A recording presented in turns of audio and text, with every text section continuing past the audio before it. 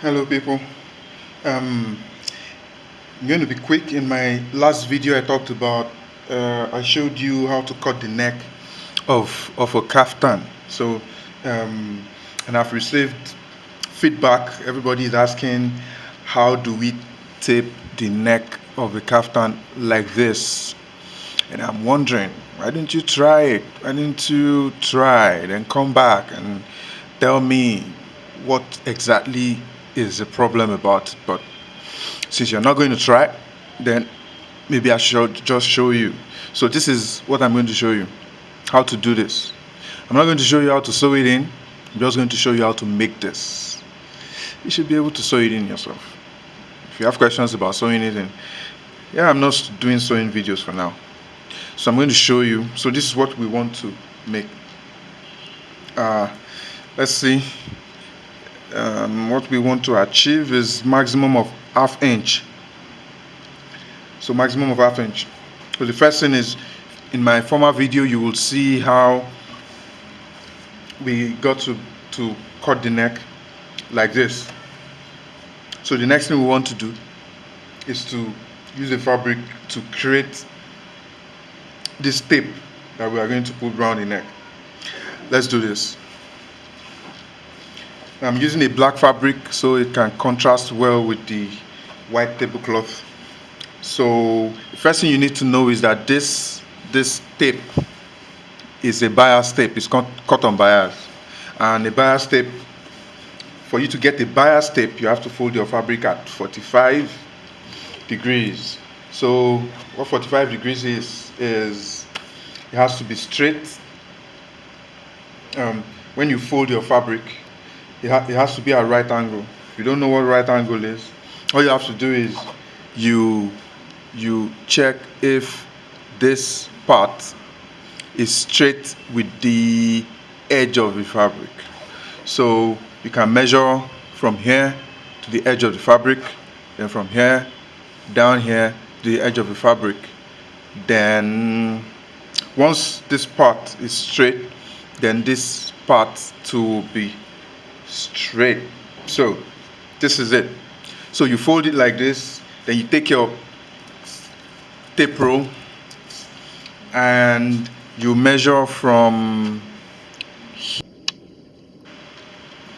so you measure from the first edge to the other edge to see if it's going to be long enough for your neck. So let's say the neck is neck 19, we have 21 here.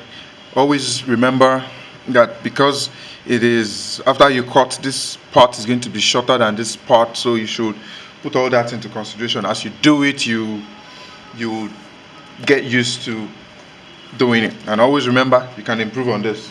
So I'm cutting it out. So we have a bias tape.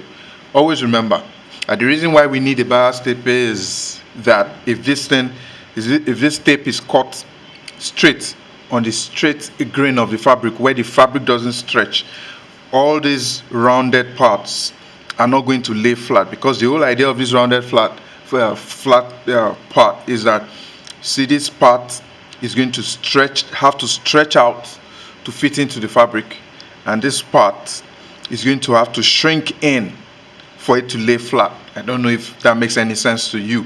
And in fact, especially this curved part won't curve this way and still lay flat like this if it's not on bias. You would understand that as you do it.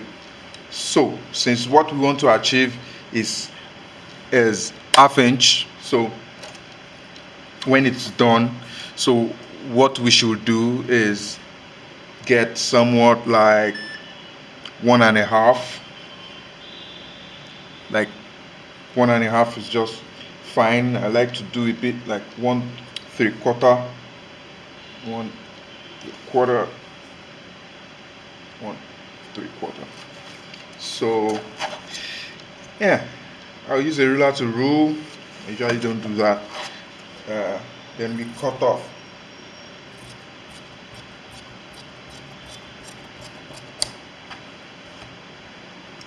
So yes, we have a bias tape. You would realize that stretches See that it stretches. So next thing you do is we want to fold this. We want to fold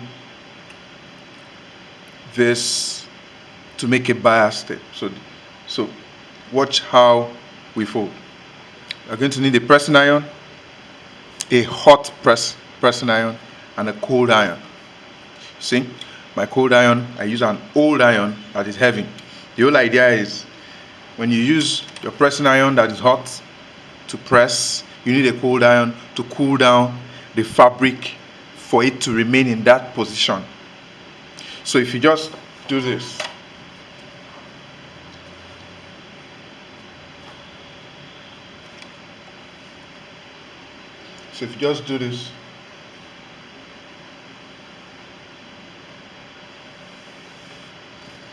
and you leave, compared to if you do this and you put your cold iron on it, it makes it stay. Then you would need water to spray on it. What the water does is it relaxes the fabric, so it gives you the opportunity to have control over the fabric as you're folding. So you're folding,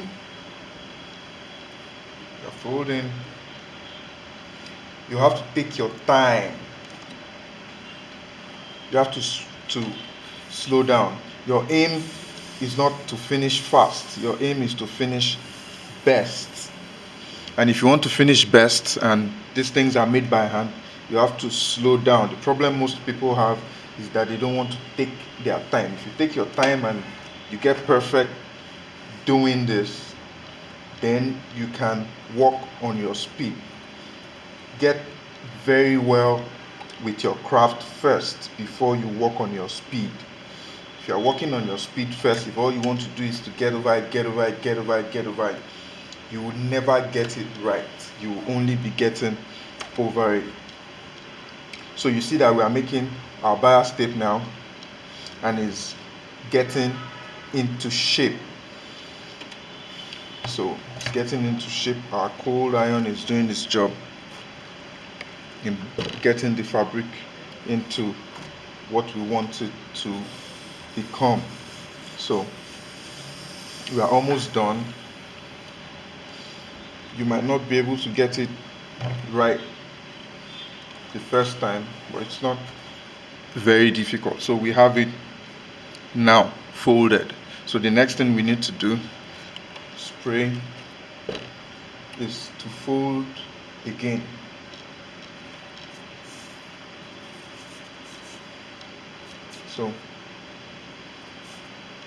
So as you do it, now when you are folding again, you are going to fold to make sure that it doesn't, the upper part, don't mind me, don't leave your iron on your fabric like that.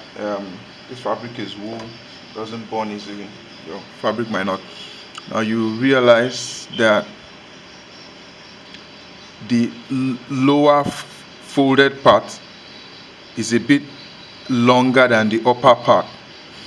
The reason why it has to be like this is when you are sewing it on the fabric, when you are sewing it in your garment, when you are sewing it down, you don't want a situation where the threading won't pick it up under. So it has to be a bit longer. You see, this is the excess under it, and this is it on top. Just a little excess. So let's go on.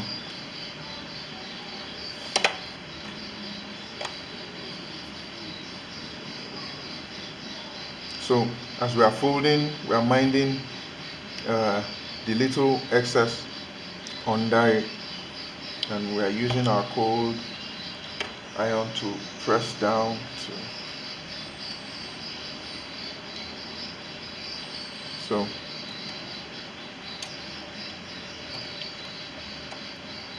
so here it is. So basically this is your tape. Now if you stop here, you still be able to fix it on the neck of your garment if you are very careful. But well, I decided earlier that I'm not going to show you this, but I'm feeling magnanimous today, so let me show you. I'm going to show you some trick on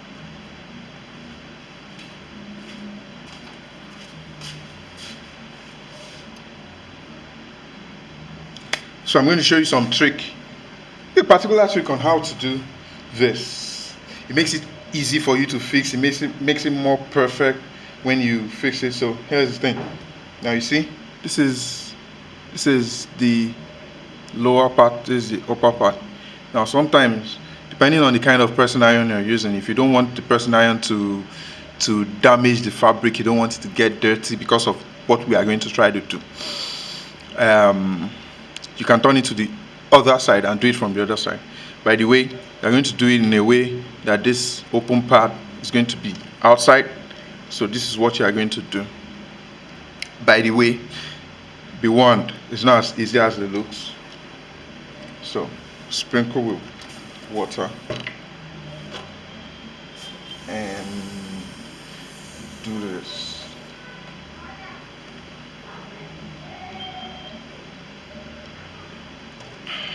As I said earlier, you have to be patient. So I'm leaving pressing iron on it to get really hot, and this is where the cold iron does its job. You leave it on it for certain fabric. For wool fabrics, you have to leave it on it for a while for it to relax and maintain that shape. What you are trying to do is to shape the strip into sort of a spiral shape.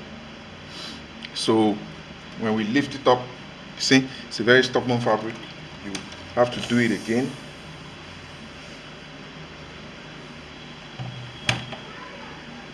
So see, you have to press it. You have to press it.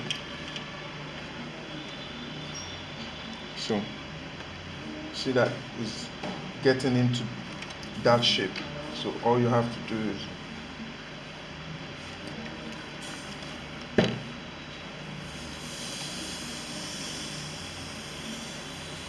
just keep on doing it.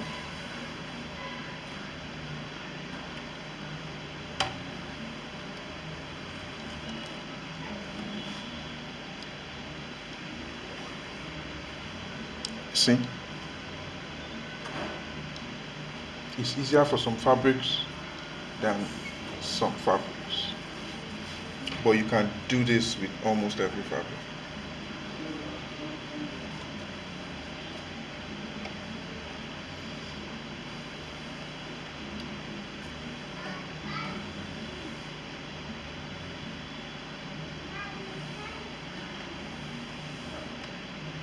So you realize that you already formed like a circle.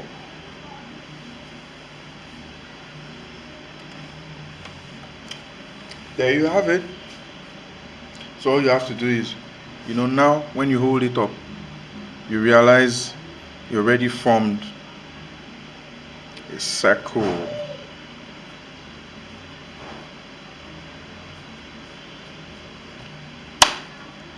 So here it is. For all those who are asking, thank you very much for watching these videos. Am I meant to be thanking you? Thank you very much for watching the videos. We are going to be pushing out videos at intervals. Just tell me what you would like to see. If it's something I can do, I'll try to do it. You're busy too, So subscribe so that we will know that you're actually watching it. So we'll know there is need to do the videos. And always keep in mind that tailoring is a thing of the mind. If you believe you can do it, you can. If you believe you cannot, of course you cannot.